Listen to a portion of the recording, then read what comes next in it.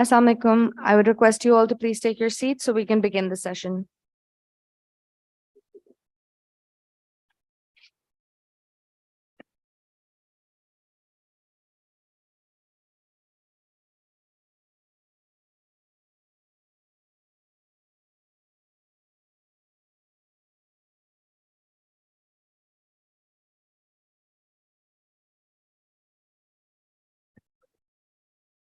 Assalamu alaikum and good morning. I'd like to welcome you all to the third day of our annual Regional Dialogue 2023. Before we begin, we'd like to start with recitation from the Holy Quran. Bismillahir Rahmanir Rahim. Qul a'udhu bi Rabbil Falaq min sharri ma khalaq. ومن شر غاسق إذا وقب ومن شر النفاثات في العقد ومن شر حاسد إذا حسد.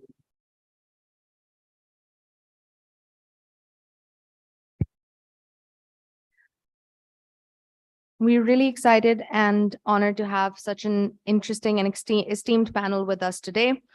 The session will be on the future of comprehensive security in South Asia. Our session chair is Ambassador Dr. Raza Mohammed, who is the president of Islamabad Policy Research Institute. The topics that we'll be covering in this session include quest for regional peace and settlement of disputes, revival of SAARC or its replacement, intra-regional connectivity for regional prosperity, and providing regional solutions to non-traditional security challenges. Now, I will hand the floor over to Ambassador Dr. Raza Mohammed to take the session forward.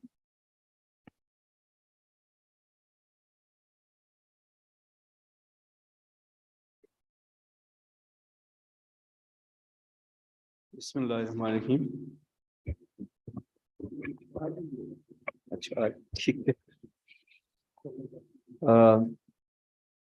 Ambassador Riaz, distinguished ambassadors, excellencies, ladies and gentlemen, Assalamu alaikum. It's a great honor to be here and to be chairing this session, which is very, very important. I think when we talk of the comprehensive security and that too, its future in South Asia, there are not many things which can be discussed, but I'll try to restrict myself to the given time. State, security, and human beings. I think from the day one, they're intertwined. I would say the security or concept of security or sense of security or need of security is not at all new. Things keep evolving, we keep evolving, nature keeps evolving, and we keep discovering new things. Actually, I would say nothing is new. When man was created, that was the day when Eve was created. That was the day when AI started operating, actually. And the first application of the artificial intelligence was by Saturn on Eve. She was subverted. And she was induced to do what she did not have to, or Adam was induced to do what he did not have to. And then we see the first murder of the universe. And out of 4, 1 is murdered. And 25% of the humanity is gone on the kind of day one or at the start of the universe. So nothing is new. When we talk of the state security, sometimes we tend to actually put the secure state security in competition with the human security. As I said earlier, both are intertwined. Human beings need a state. And human instinct and need is the security. And as I said, it was from the day one. So state has to provide security to its human beings. It's just like when you grow some vegetable garden, When you grow some fruit, when you plant a new branch, you need some hedge to protect it from animals even. Those who come from the villages or those who live here, you have kitchen gardens, and even those kitchen gardens need protection. So that is intertwined. But what happened? We kept fighting, we went to wars, and we killed millions. Just see the First World War and Second World War, 100 years war, 30 years war. But ultimately, somewhere human beings decided that we have other ways to actually resolve our differences and disputes. And that is how, after the Second World War, the evolution came.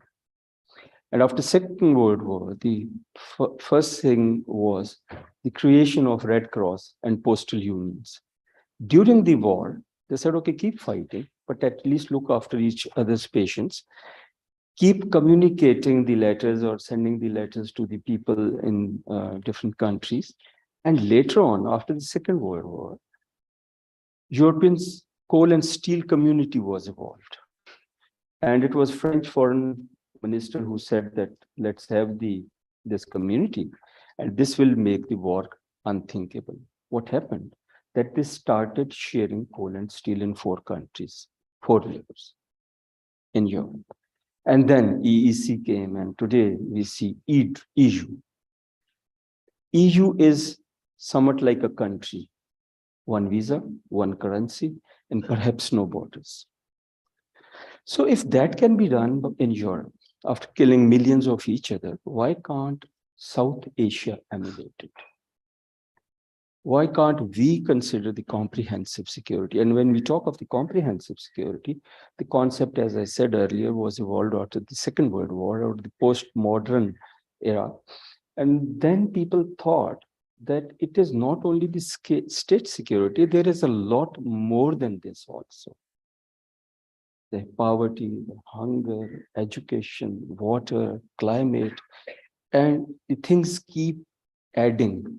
And today, when we talk of the comprehensive security, that means state is responsible for the security of the people, and people's security is the responsibility of the state, and state also needs security.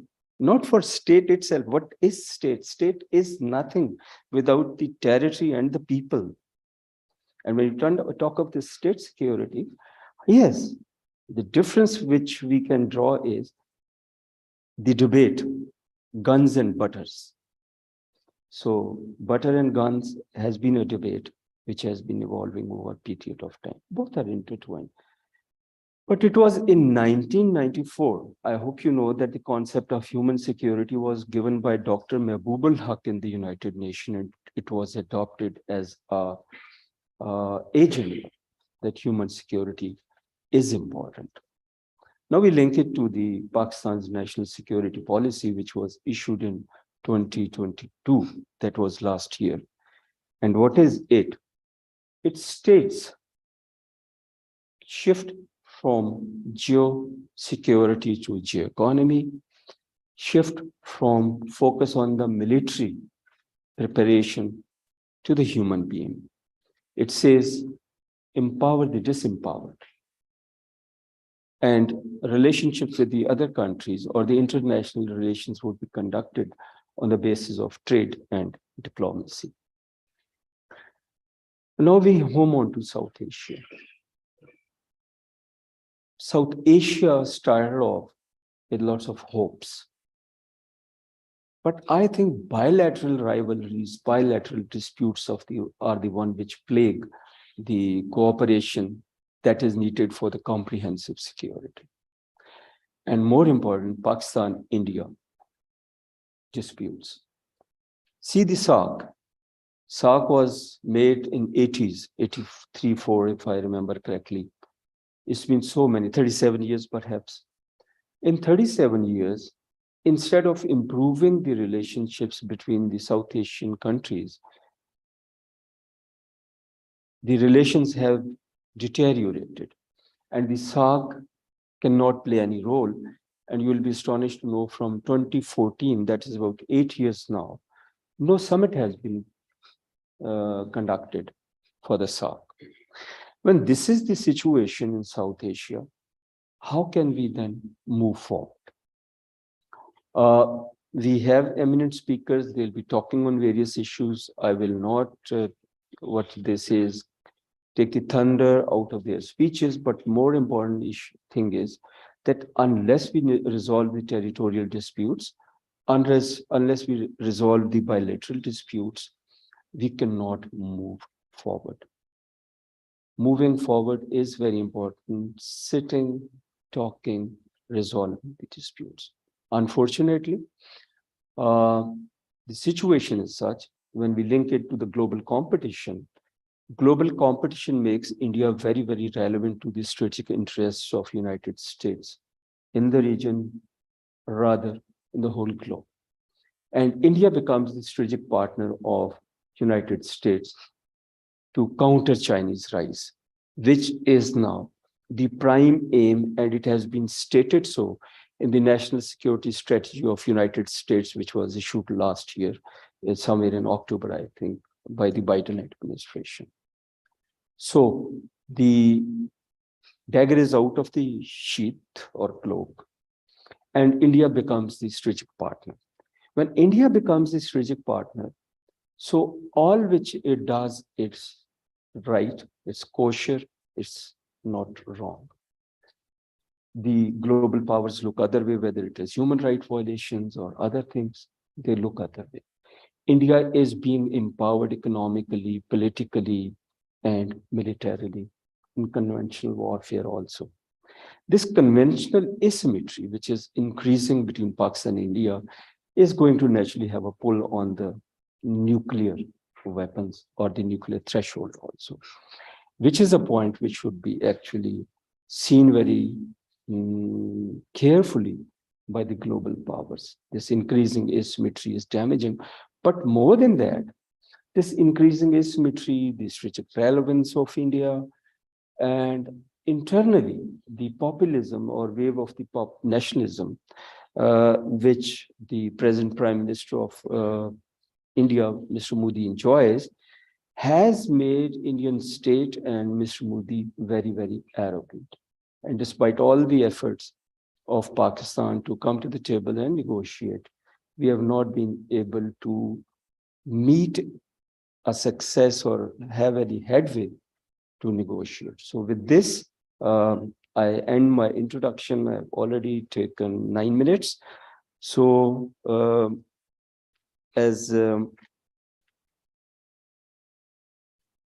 MOC has already alluded to, we have a wonderful panel. We have Dr. Sadia Salaman. She'll be talking to us on the regional peace and settlement of disputes. Dr. Swaran Singh, is he available online? Dr. Swaran Singh, we welcome you, and we are grateful and very proud to have you here. So he'll be talking on the revival or replacement of SAARC, and Professor Dr. Azhar will be speaking on the connectivity, and then we'll have Mr. Ali Toki Sheikh providing some thoughts on the regional solutions to the non-security, traditional security challenges. With this, I hand over floor to Dr. Sadia, ma'am.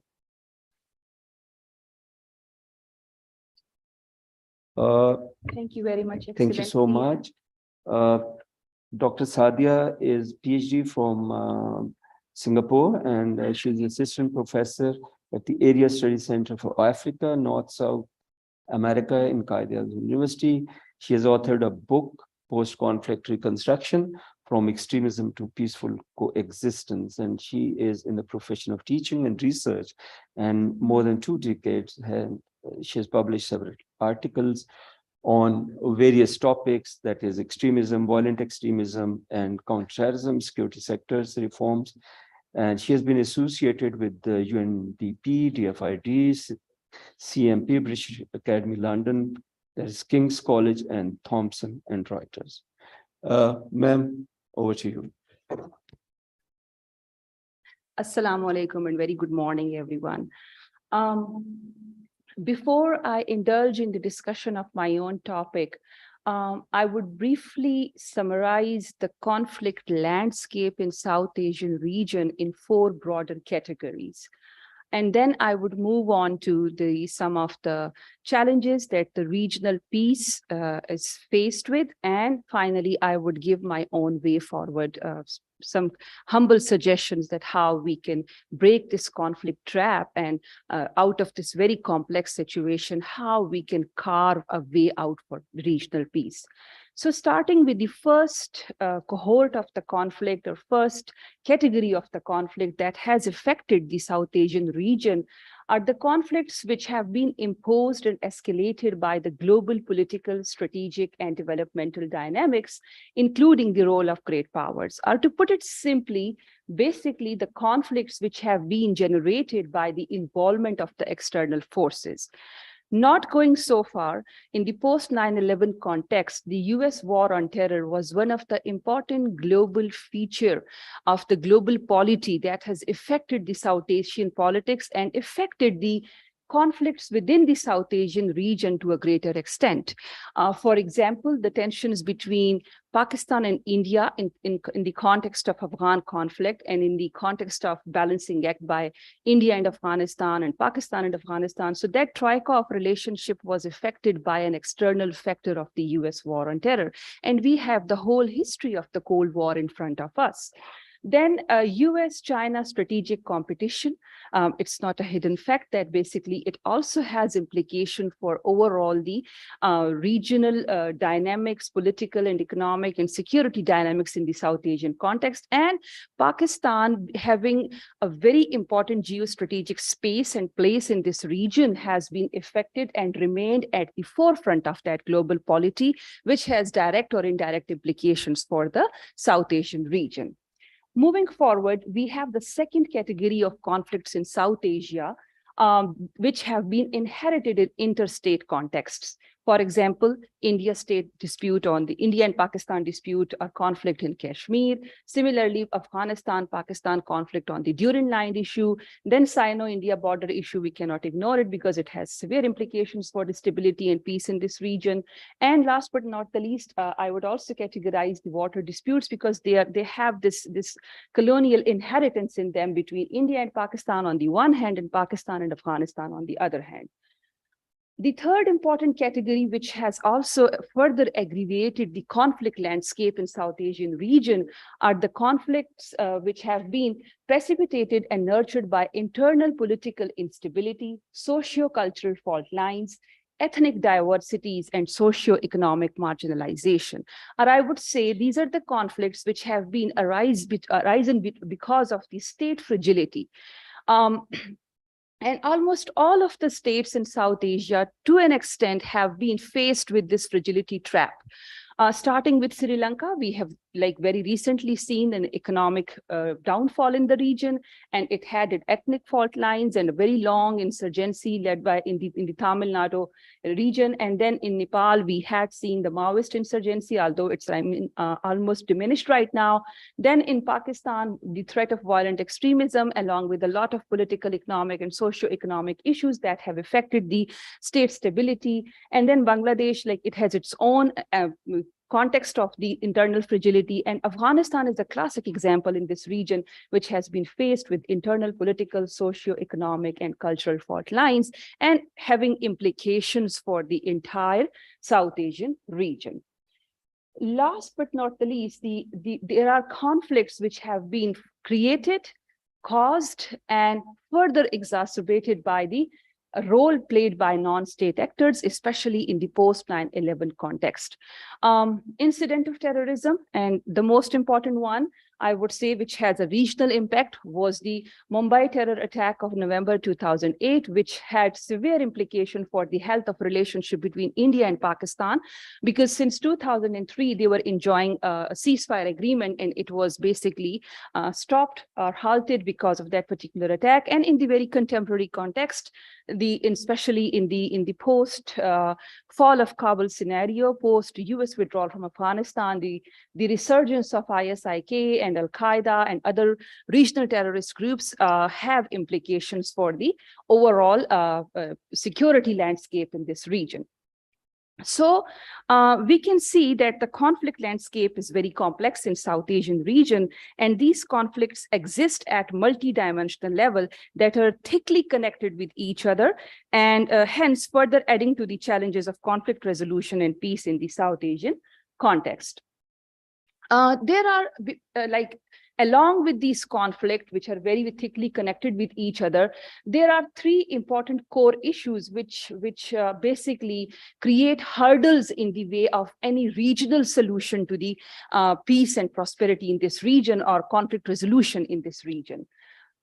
First is the diversity in region. It's very unfortunate fact that despite having cultural, linguistic, and historical similarities, the South Asian states could not evolve a cooperative environment, and their relationship have been characterized by varying conflicts rather than their similarities.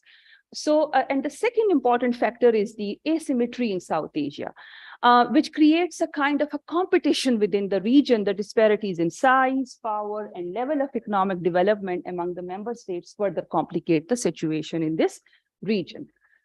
Lastly, in my opinion, there is a difference in the value system in the South Asian context.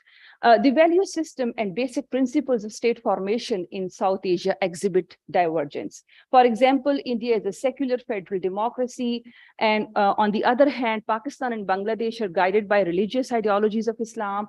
And similarly, Nepal is a Hindu cultural state, and Bhutan and Sri Lanka practice Buddhism. So these basically they have this difference in value system, and that basically creates a distance among all of these states. So what can be done in such a situation where there are multi-layered conflicts, multi-dimensional conflicts, and there is a lack of inherent trust deficit, or there is presence of, trust deficit among the South Asian states? So what can we do?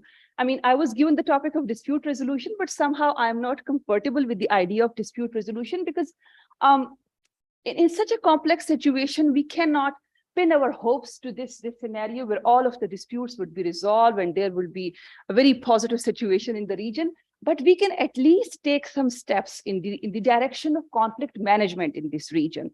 What is conflict management? Basically, it's a combination of three very important elements. One is prevention, then containment, and then termination.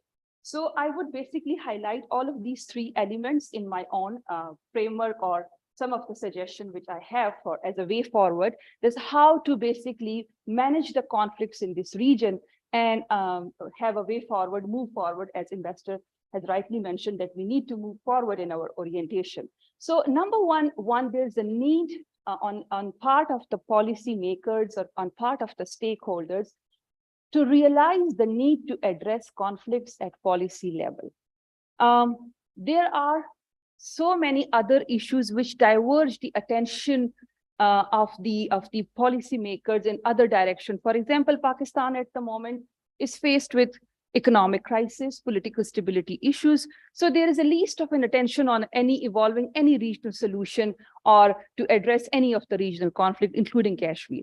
So, and most importantly, as I have mentioned, that there is inherent trust deficit. So there is on the top priority of all of the regional states, if we are vying for a conflict management syndrome, so there is a need to have realization on part of the policymakers to give it a priority. For example, when Afghanistan, there was the withdrawal of the US troops, we haven't witnessed any regional mood in South Asia to address this conflict, right?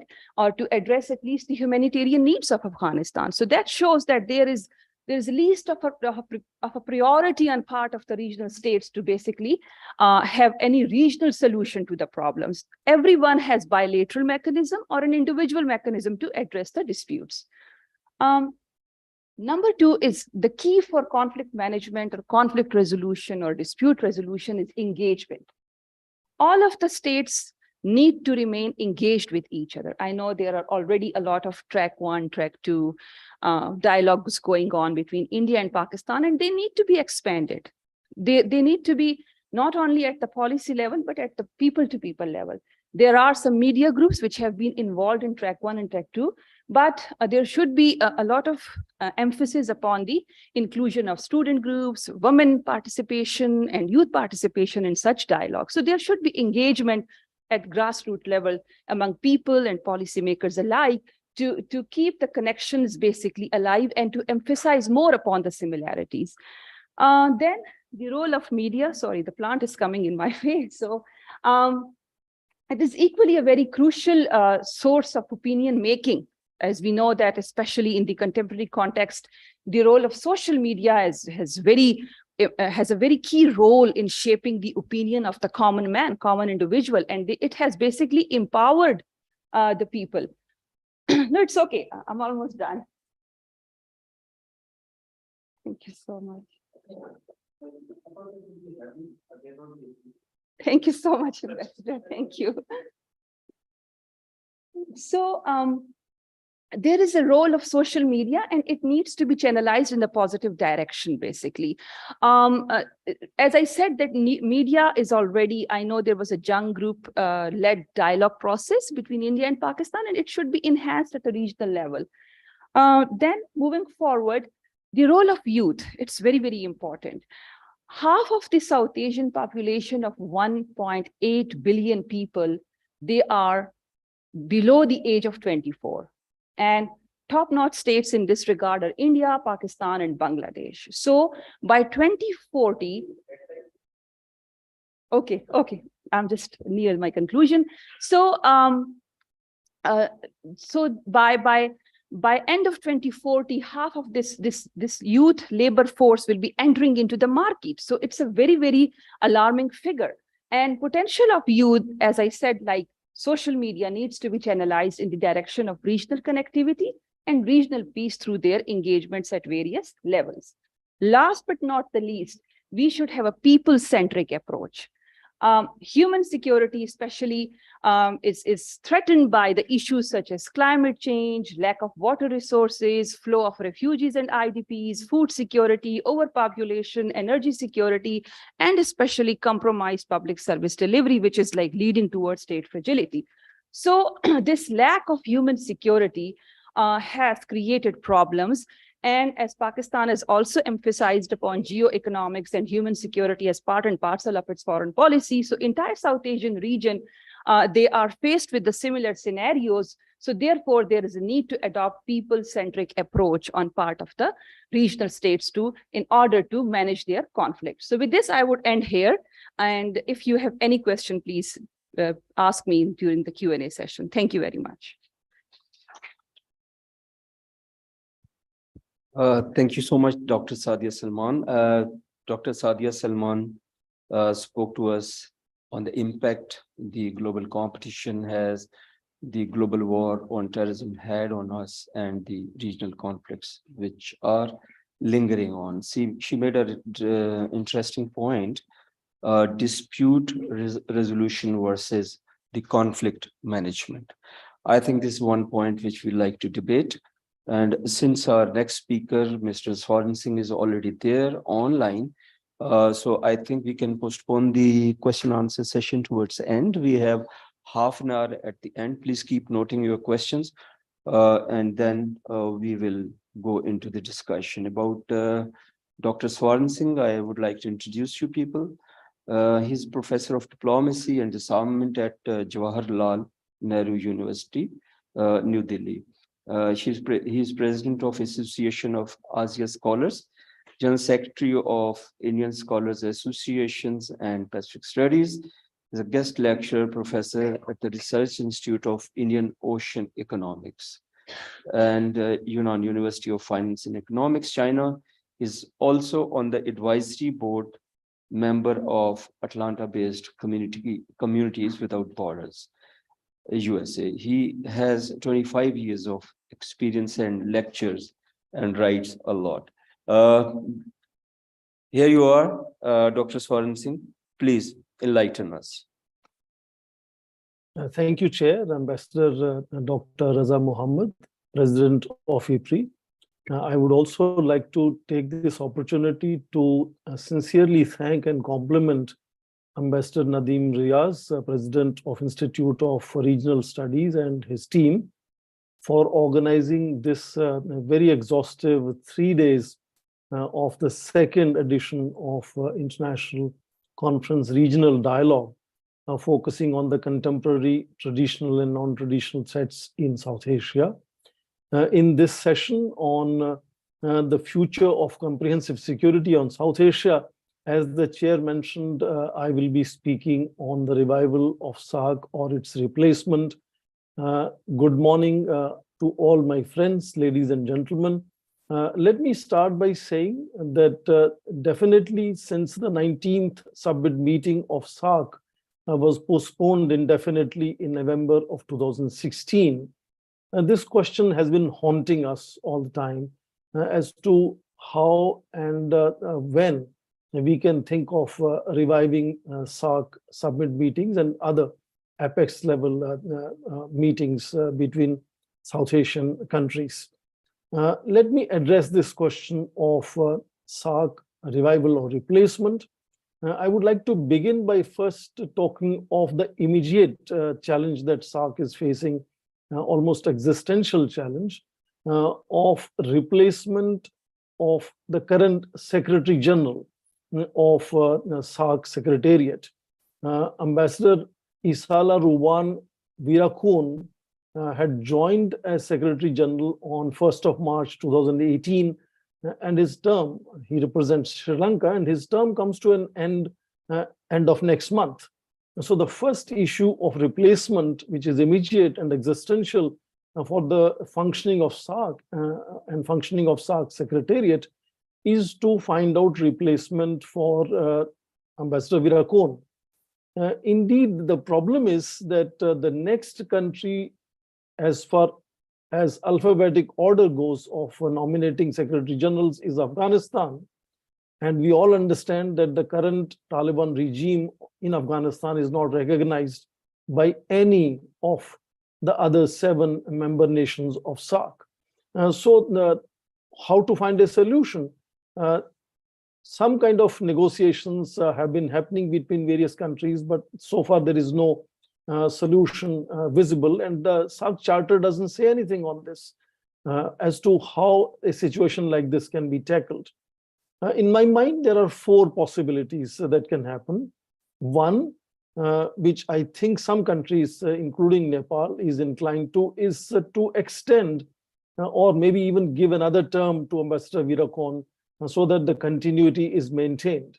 Now, that may not be acceptable to some other countries.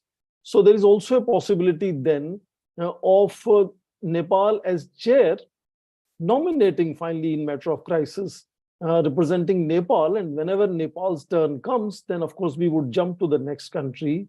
The third possibility is to, sort of overstep Afghanistan and jump to the next alphabetic order and ask Bangladesh to nominate the next Secretary General, which again, I'm sure some countries, including Pakistan, may not be very comfortable in such a decision. And fourth and final could be Taliban still proposes a name, claiming that they are members and it is their turn. But issue here is that so far on none of these so-called possibilities, there is any consensus. On each of these issues, countries have different views. So to me, that is a replacement that I think SAARC has to immediately address and deal with. Now, let me go to the second element of my discussion in terms of long-term pending issue of last 6 or 7 years in terms of seeking replacement or revival of SAARC. Now, I think let me rule out replacement argument first. The most basic understanding I have is that so far as I know, none of the 8 members have formally expressed desire to withdraw or leave SAARC. That means all the 8 nations continue to have a full faith in SAARC being useful, and therefore to me, replacement is not in discussion. What is in discussion is revival of SAARC and how to revive that SAARC. And in looking at the revival of SAARC, I do want to underline that SAARC has had a history of setbacks and troubles even before. So this is not the first time. And despite all the limitations, SAARC has had substantive and tangible outcomes that we can all pride on. And one can go back to 1987 convention on terrorism, and SAARC was the first around the world to do such a feat of an agreement on such a difficult task.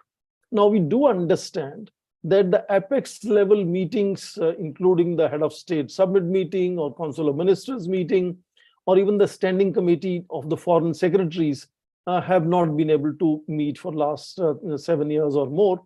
But let us remember that SAARC secretariat is still active and is functioning. And therefore, not just SAARC secretariat is functioning, but all the specialized bodies of SAARC. New Delhi, for example, has South Asian University, or we also have SAARC Arbitration Council, SAARC Development Fund, SAARC Regional Standards Organization. They are all active. So I understand some elements of SAARC are not functional, but some other are still functional. In fact, one could go back and look at all the institutions. There's a plethora of associations, including, I think, last week meeting of the SAARC journalists meeting. So a lot of SAARC is still active and happening. And I think there is too much of overlooking of that element where SAARC is still functioning. I understand the apex level meetings are not happening. So I would not look at this as some experts call it SAARC in coma or SAARC being moribund. I think to me, SAARC is basically partially dysfunctional. And I say partially because, even in 2017, for example, you would remember SAARC had launched satellite for South Asia. And some of the other events have happened. Now that takes me to the next third element of my discussion to you as to when inordinate challenges come upon South Asian nations. It has seen, it's like Afghans saying that cousins fight until enemies arrive. So whenever challenges have appeared, we have seen countries coming together. And the most significant challenge that we faced lately was pandemic. And we saw that SAARC did get activated during the pandemic. On 15th of March 2020, SAARC even held, on invitation of Indian Prime Minister, a virtual summit meeting of SAARC leaders. And of course, several initiatives happened in that. The most important was the COVID-19 emergency fund, where India had immediately pledged about $10 billion, and it was reciprocated by other countries. And the total fund, I think, raised up to more than $18 million during that time. SAARC Disaster Management Center had set up a online website to produce daily update on South Asian situation on the pandemic. SAARC Development Fund had also, I think, collected additional $5 million. So in that sense, even Pakistan had offered to host a meeting of SAARC health ministers. So I understand there are hiccups, there are disjunctions, but it's not, I think, an issue where one could talk about replacement of SAARC. I think we are all discussing fundamentally some kind of revival of SAARC here. And I dare say, if you compare the other regional organizations, which are often, proposed as examples which SAARC must learn and sort of work upon, I dare say that regional organizations like European Union or even ASEAN, I don't think fared as much in addressing the issue of pandemic as SAARC did. So in some ways, I'm underlining, A, replacement is not in discussion, revival is in discussion, and of course, there are challenges in that revival. And let me also say the fourth and last point that I want to discuss here is this whole insinuation or kind of allegation often made that perhaps SAARC is likely to be replaced by some other regional or sub-regional organization. And we often hear names of BIMSTEC, of BBIN, or Indian Ocean Regional Association, and so on, that perhaps they are going to be the alternatives and they're going to really replace SAARC and SAARC will get marginalized. I'm not someone who believes that. I think each of these organizations, associations have a very different mandate, have a very different bandwidth of their focus. SAARC is very distinct, and SAARC has been there for 38 years. And I don't believe SAARC has disappeared. And the whole regionalization process of South Asia, which is civilizational, cultural, historical, is very different. And I think that is something that will not be and cannot be overlooked. Now, how do we deal with that revival of regionalization? How do we reactivate SAARC? I understand that, Dr. Sadia Suleiman just mentioned that I think at core of it lies some kind of equations that exist between India and Pakistan, and that have often impacted upon whether in accelerating the positive synergies or in creating new obstacles. So India-Pakistan relations, I do understand, lie at the core of the challenge here. And I do agree with Dr. Suleiman in terms of several suggestions that he has made. She has made suggestions on conflict management. So I fully endorse several of these suggestions that Dr. Sadia Suleiman has made. And I think once we are able to address this core problem of India-Pakistan relations, it will be easier to then work on revival of SAARC. And I dare say, even between India and Pakistan, and there have been positive sparks once in a while, and it's not like completely closed relationship. I remember last year when India wanted to request Pakistan to create railroad, the kind of road access to India to send humanitarian assistance to Afghanistan. It worked. So Pakistan allowed the land route for India's humanitarian assistance to go to Taliban. So it's not that India-Pakistan relations have absolutely no possibilities of finding positive synergies. I hope some of the suggestions made by Dr. Sadia Suleiman can be really thought of, can be worked upon. And once we are able to put India-Pakistan relations on rails, then I think revival of SAARC would become far more easier to achieve.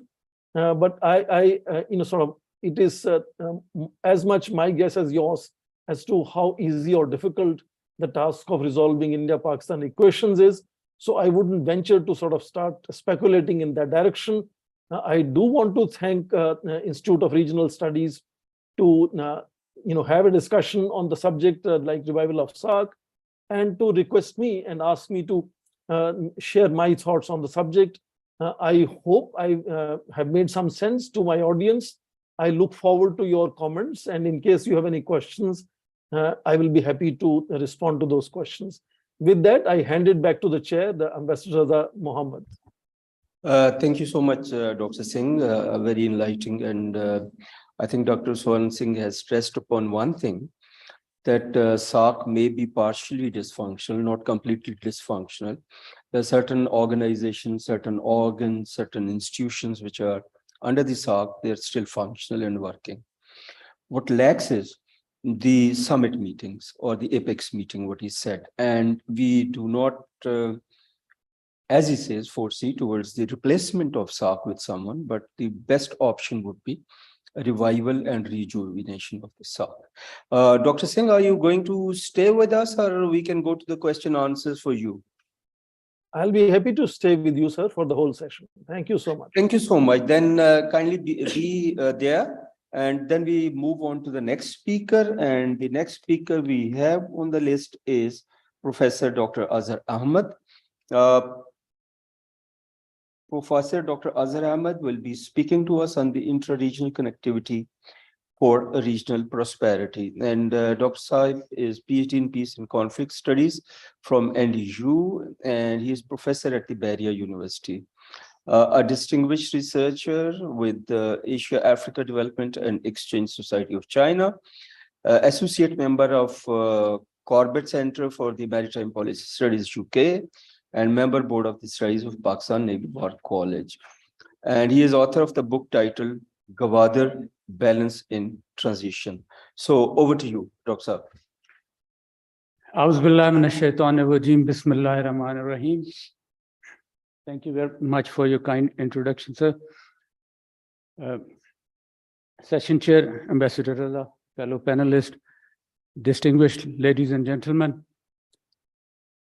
Assalamu alaikum and a good morning. It's been a cold morning, though. It is indeed a privilege to be part of this August gathering, and I'm thankful to the Institute of Regional Studies for having provided me this opportunity. The IRS deserves appreciation for having instituted this dialogue, because these are the forums which provide you platform not only to debate issues of interest, but more importantly, to understand the geopolitics indigenously and craft indigenous narratives. Unfortunately, we mostly rely on borrowed concepts. So these types of initiatives give us the opportunity to be a little more original. We have been talking a lot lately about connectivity, especially since the launch of BRI. But if I start with a question, what drives connectivity? Probably most of you will respond economy, because we are programmed to think like that. However, in my opinion, while economy may be the most desired output, it is the geopolitical objectives of a country which drive connectivity.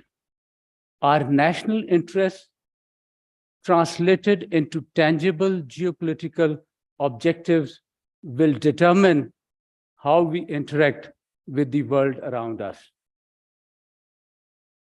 And this is important to understand, because we are hammered day in and day out, 24/7, with this notion or conception that our main issue is economy. And if we manage our economy well, somehow it will address all our problems. The price of tomato matters, but not who is governing the country and how it is being governed. And now this new deception that the world is moving from geopolitics to geoeconomics, which we heard on the day one. And surprisingly,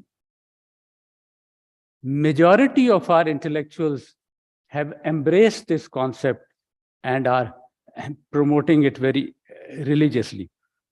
This has even been ingrained in our much celebrated national security policy. This is the trap to distract us from our national interests and keep us bogged down and shackled to imperialism, Western or local.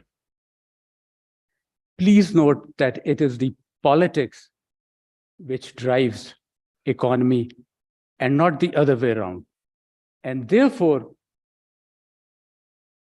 Chatham House defines geoeconomics as the use of economic tools to advance geopolitical objectives. Geopolitical objectives. Let nobody deceive you on that. If you have good leadership and political stability, you have good governance. And if you have good governance, you have good economy. Economic development and prosperity is a given. But if you can't put your house in order, then 23 IMF programs and lending your state bank and national security policy and financial policy institutions to foreigners doesn't help.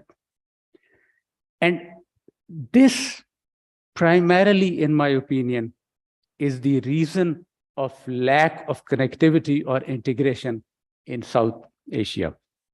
Not that the people in this region don't want to get rich, but because our geopolitical interests do not match.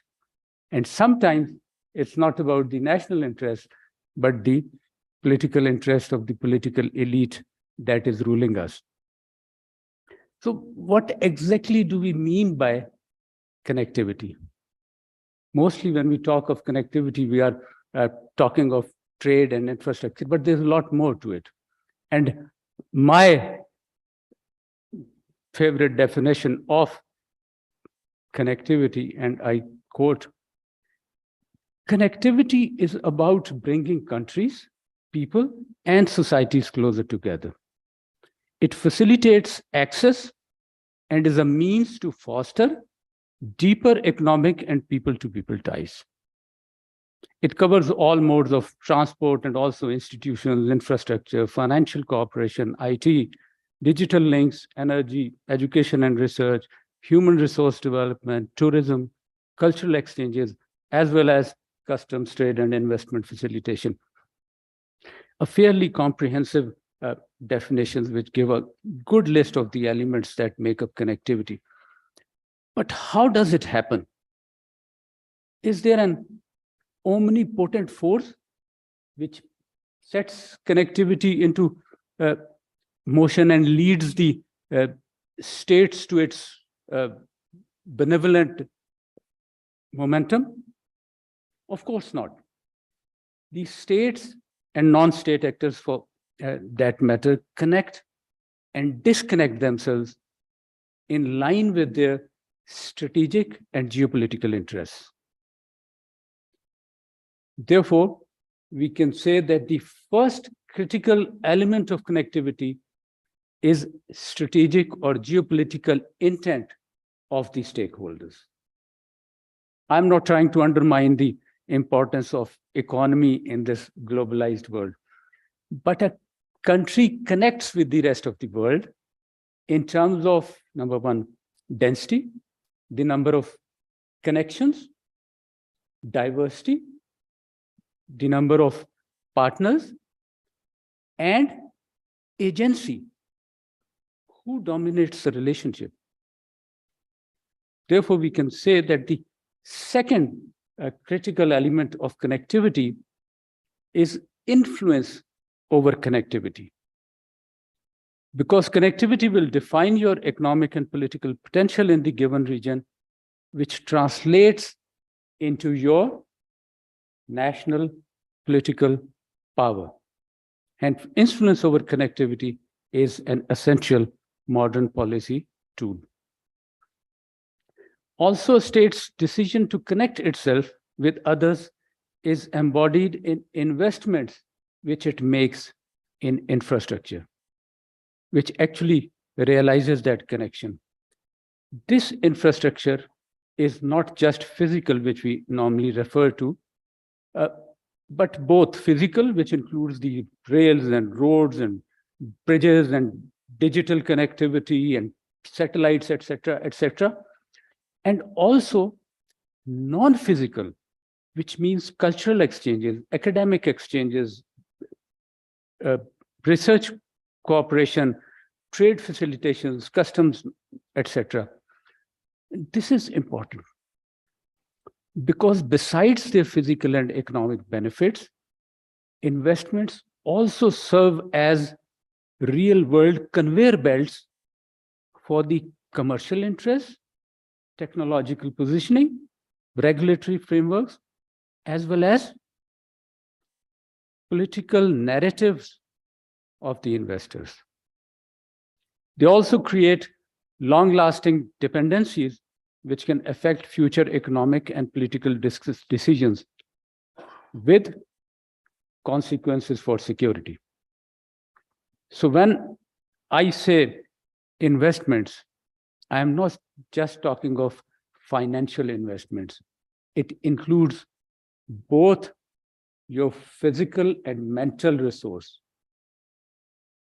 Hence, investment is another critical element of connectivity. So we have the strategic intent, we have the influence over connectivity, and we have the investment in infrastructure.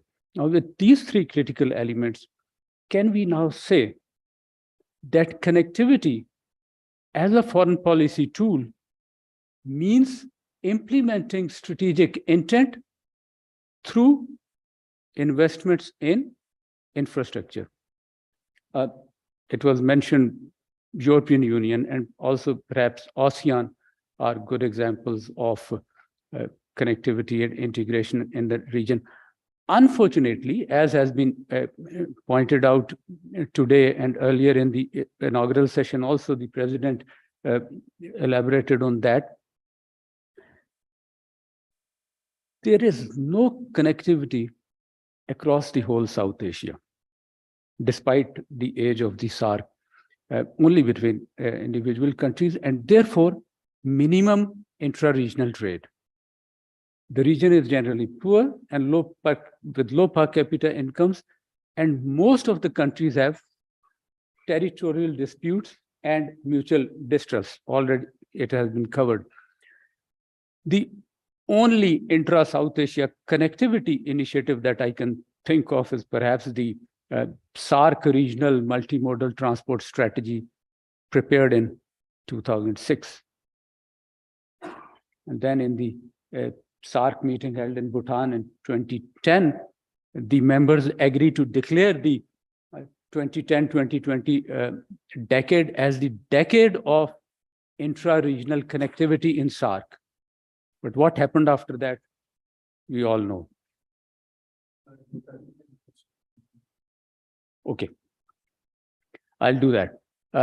So coming to the conclusion, since the clock is ticking, the idea of development in isolation has become obsolete because the world has realized that comprehensive development is possible only when regions develop together. Globalization has completely revamped the global structures and the world order. The need for connectivity, ladies and gentlemen, will not diminish. In fact, it will increase in the future.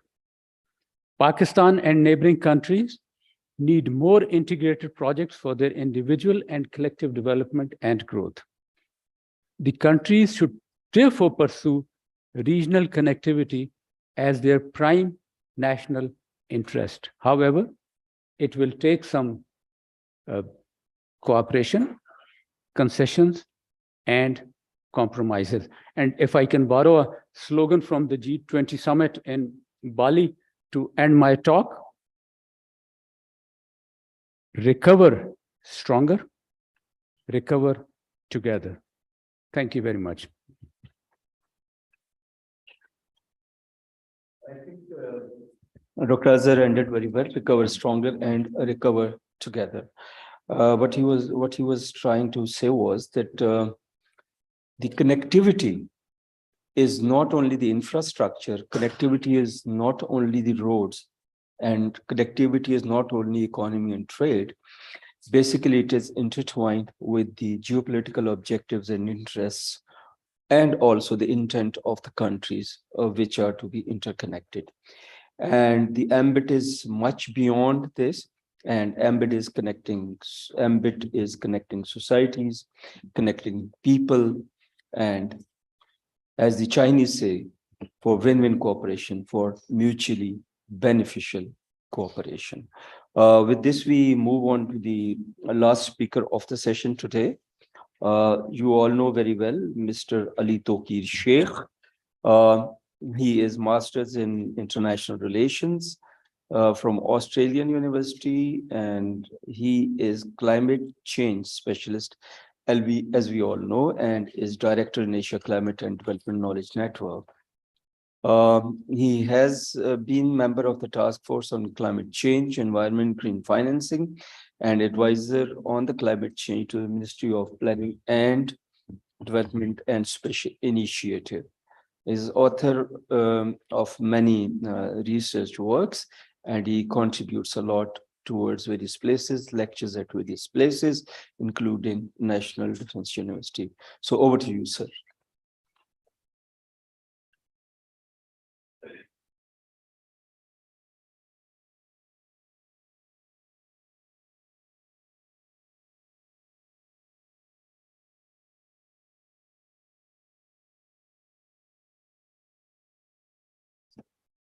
Ambassador Nadeem Riaz and your colleagues, to provide me this opportunity to share my reflections on an issue that is overly complex and perplexing. In 2011, for the National Bureau of Research in the United States, I wrote a monograph on non-traditional security.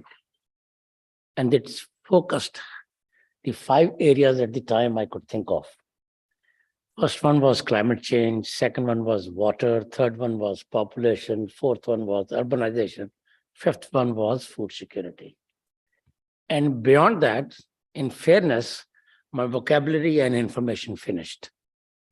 I could not think of that. Today, when I tried to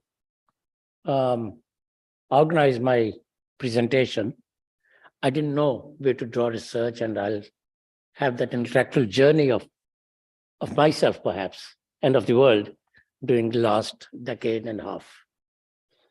And in the limited time that I have available to me, I will share with you 5 priority collaborations on managing climate risks together.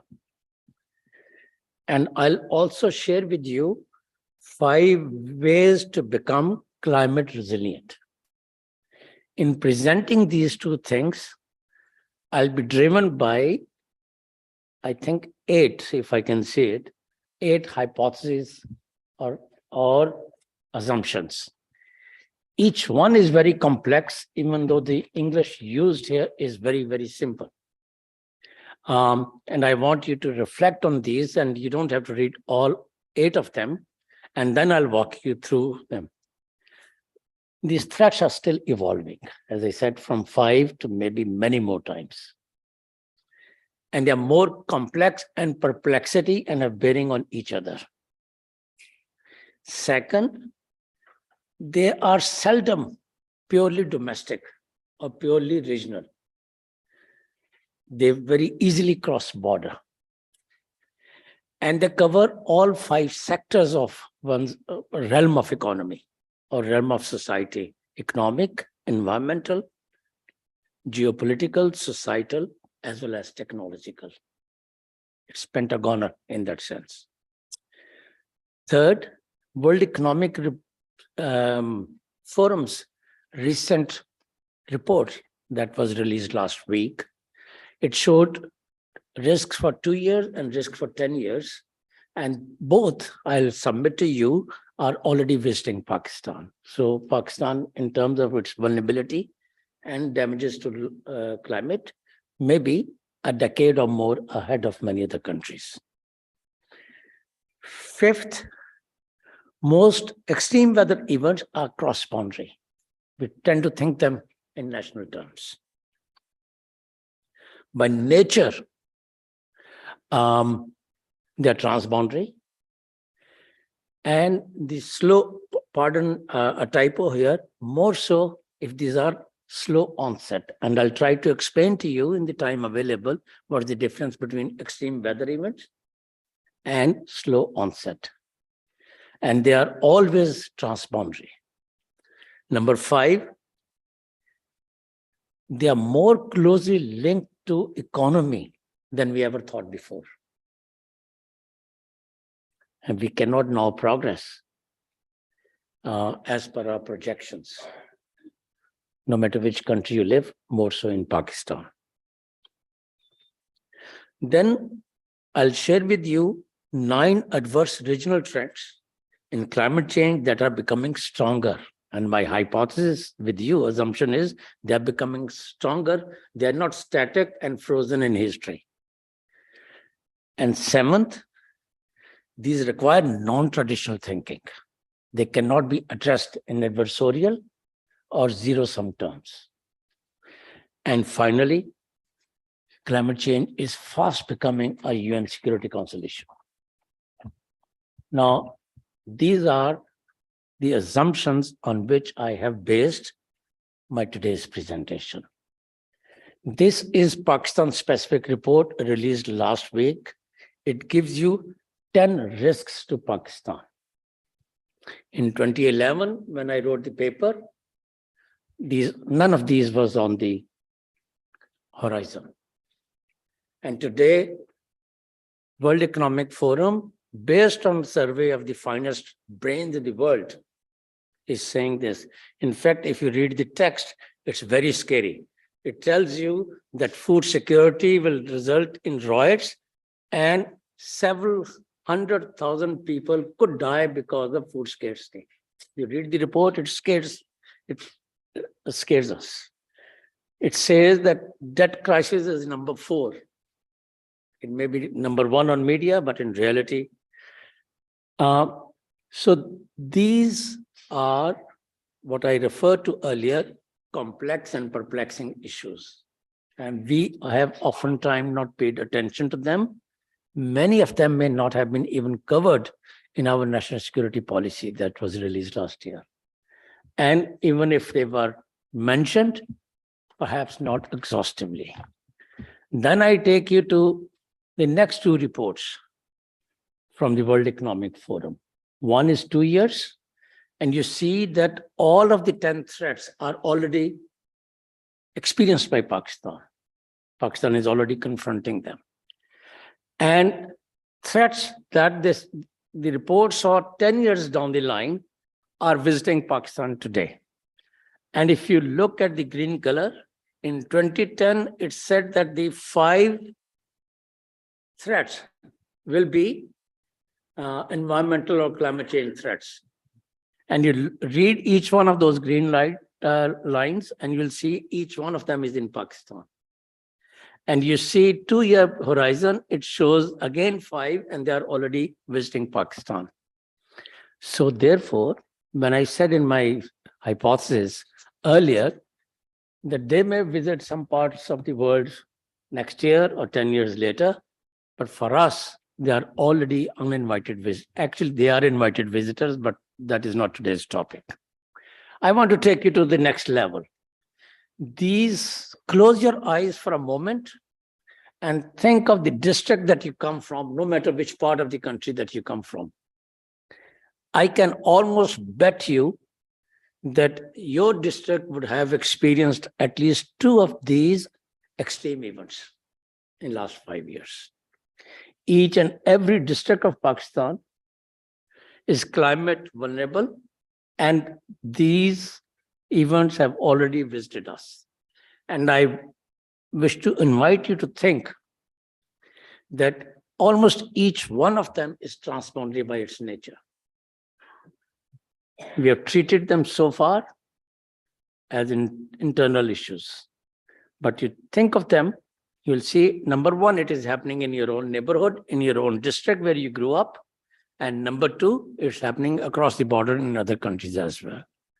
And if you want me to refresh your memory, I'll just give 2 quick examples because of limited time. Gilgit-Baltistan had the glacier outburst this year. That has created a red zone for Pakistan in terms of disaster. It was a result of a heat wave, resulted in the melting of glaciers. Heat waves stressed from Afghanistan on. This is the nature of transboundary. So when you think of climate, I've given you this example only to highlight that don't think of India alone. Think all your 5 neighbors. Second, the water is still standing in Sindh, and that water was not a riverine flood. This was torrential rain, and monsoon had changed its passage. It came from Rajasthan and Gujarat of India to Upper Sindh directly. So even though the flooding is in Pakistan, the causative factors are regional. So there were also extreme rains in Rajasthan and there. So take any one of these and you'll see that it's a regional issue, not a national issue. Then these were the extreme events. Extreme event is result of a deeper process. The deeper process is called slow onset, when the ecosystems begin to collapse, when the biodiversity disappears. Either it becomes extinct or it migrates. When the structural changes happen, such as seawater intrusion, or seawater rise, disaster to coastal areas, or melting of your glaciers, and things of this sort. So we have all around us onset of slow onset, it is called, of climate change, which has started reducing our productivity, their livability, our community's ability to generate their livelihood and incomes from that. And that's why you see armies of people moving to bigger cities of Pakistan. In Pakistan, as if you follow, The urban growth rate is twice the rate of national population growth rate, which in itself is very high. And urbanization is attributed to collapsing. And each one of them, you will see, is a very regional thing. It's not possible for us to envision drought in Thapakar and not see the drought across the border. It's not possible for us to see floods or migration of species and so on and so forth. So slow onset and climate change, therefore, are essentially regional issues. And they're not linear. I've used two terms here for you. In the Intergovernmental Panel on Climate Change, IPCC, that has been releasing climate change reports, assessment report number 6 was released in 2021. For the first time, it used a term, C compound extreme weather event, meaning whereby one extreme event triggers others. Drought followed by torrential rains. As I gave you example, heat wave falling in cloud outburst. You look at some of these, and then you will feel that a lot of that is very regional. Cloud outburst in Jammu inundated Sialkot some years ago. Cloud outburst upstream Kabul River Basin inundated Nushaira a few years ago, and this year also in the floods. Isko bujha dijiye, sir, kindly. I'm going to violate your rules a little bit. I want to go to the next one. Their links with economy are much stronger than we realized. And therefore, we need to have a capacity to assess ourselves. Those who assess us, they assess with the motivation of selling their loans as well. So when, for the credibility purposes, we say it's the World Bank or ADB or someone else who has helped us do the assessment, they have estimated $30 billion for now. And as if it was not enough, we will not have the resources to match that. Sir, my apologies to maine kaha bujha dijiye. I don't mean to offend that, but this is the crux of the matter, and I spent some time on this with the expectation to have a little bit of opportunity to share. Now we are looking at reduction in our per capita income, reduction in GDP, and what we are looking at resources that we'll not have. Pakistan cannot dream of having $152 billion for adaptation. A country that is finding hard to get double-digit figure for this incident that we had last year, how can we expect going forward when other countries will also be facing? And that the only solution I'm able to think of is having not Pakistan donor relations, but regional approaches. And I'm coming to this now.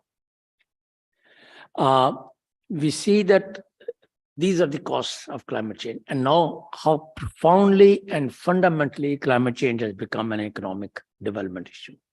Unless our development is climate smart, no climate approaches will help us. These are the 9 adverse trends I mentioned earlier in my hypothesis. They are in Bangladesh, they are in Nepal, they are in Sri Lanka, they are in Afghanistan, they are, if you like, in India. Monsoon is changing its pattern, as I mentioned earlier, and there's an accelerated land degradation, and food security and nutritional value of the population is going down, as I mentioned down there. So these are the adverse trends, and no country alone can handle them. It will require some regional approaches. Having said that, the threats are better defined. Those are the processes. These are river flows, cloud outbursts, and cyclones and droughts. These are threats that I have identified, and these are the regional issues on which we need to sit down.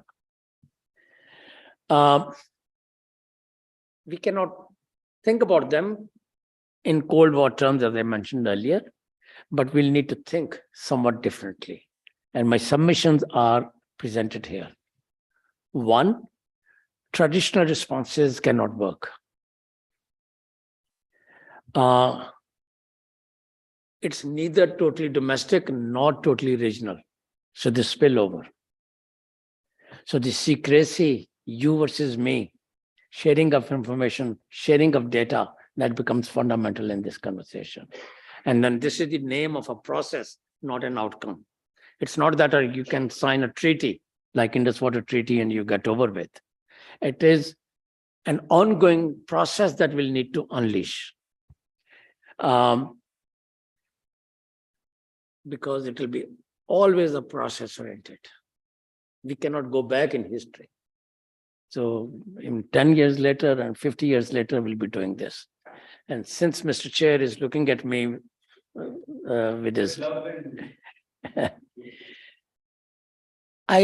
The second last hypothesis I think I mentioned was that increasingly we see that on several issues, UN Security Council has come in.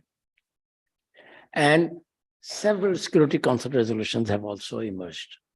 So it's no more only a domestic environmental issue that people like me who are marginalized, we are talking about environment, and bilateral security issues are more important and central, true. But I've tried to show to you how those issues have now become central to our existence and how increasingly the world has moved and considering these things as Security Council issues. How some other regions are doing it.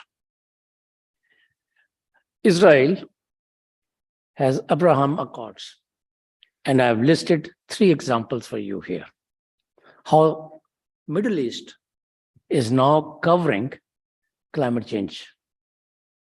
And Middle East is one of those regions, they say it will become so hot, it will not be fit for human population. A water firm is providing water to Dubai because desalinated water is very expensive. A River Jordan agreement produces solar energy in Jordan, sold to Israel. Israel in return sells water to Jordan.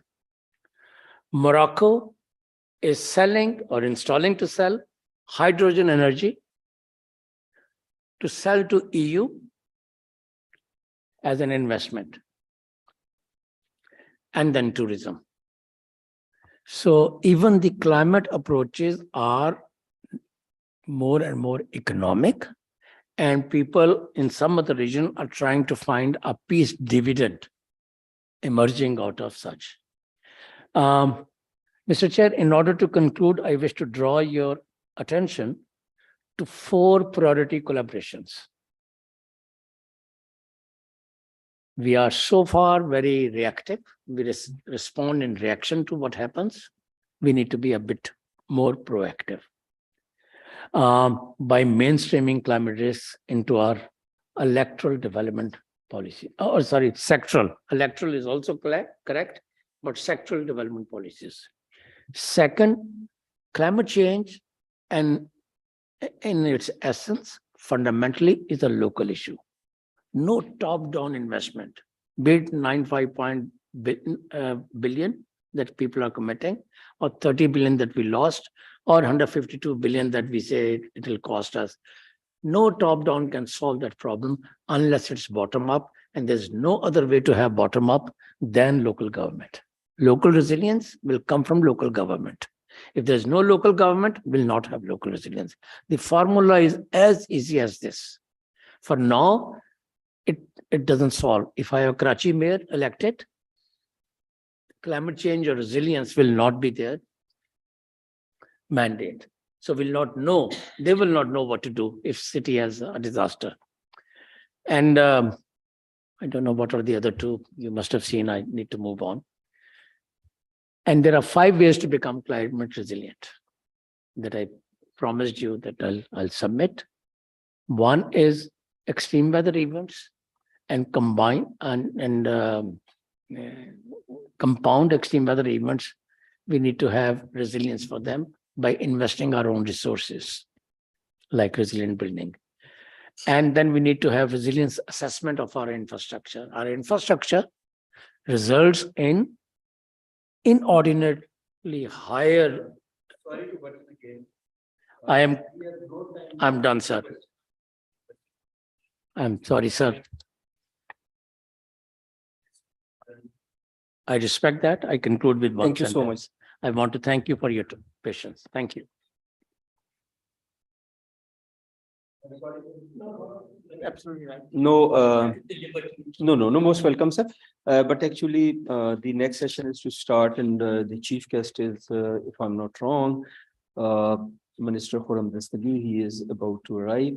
And before we go towards the end, we kept Dr. Swaran Singh here for the Q&A. And I would request the audience, if you have some question for Dr. Swaran Singh, please go ahead.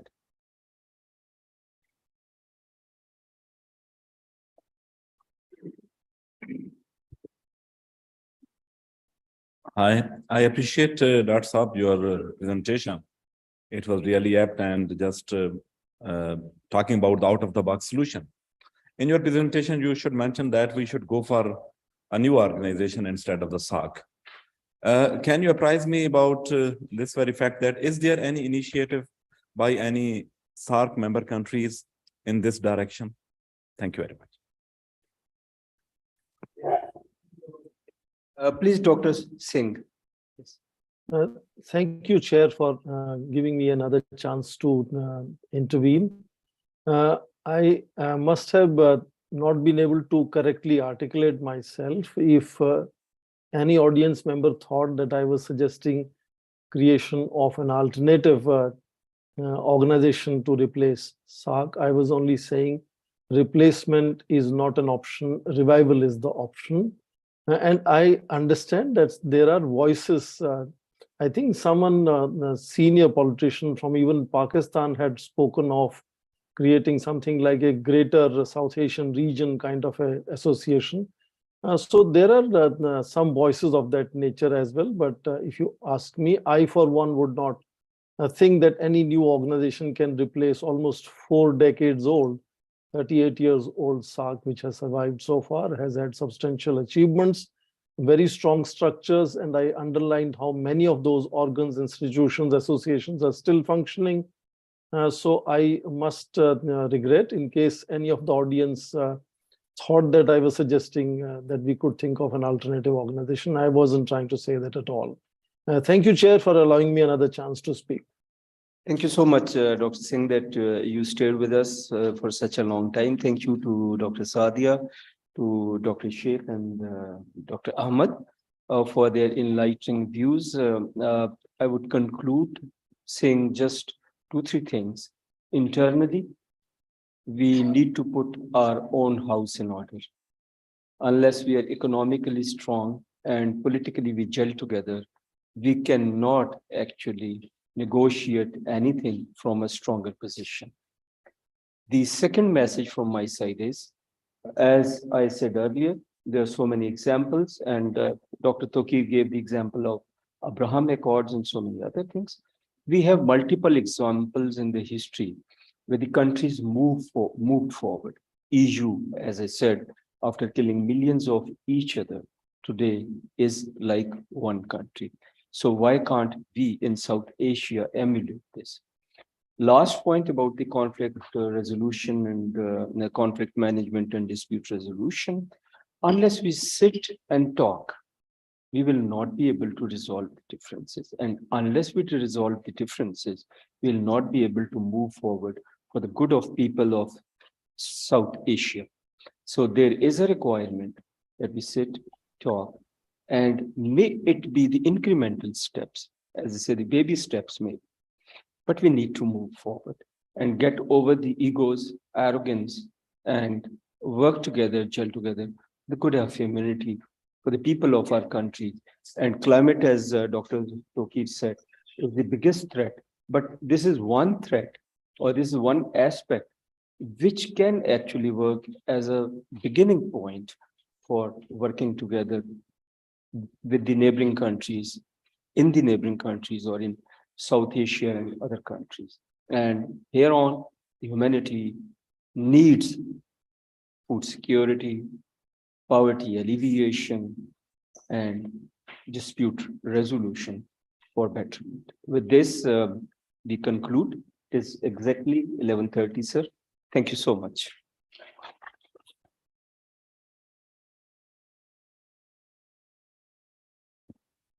Thank you so much, sir, for being such an excellent and cooperative session chair. Thank you to our panelists. Thank you to Dr. Swaran Singh for joining us virtually. I would now let you all know that we have tea being served upstairs.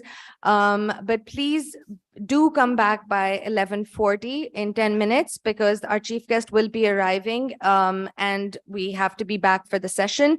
I would request you all to cooperate in that regard. If you have any questions, I'm sure our speakers would entertain them over tea upstairs. Thank you so much.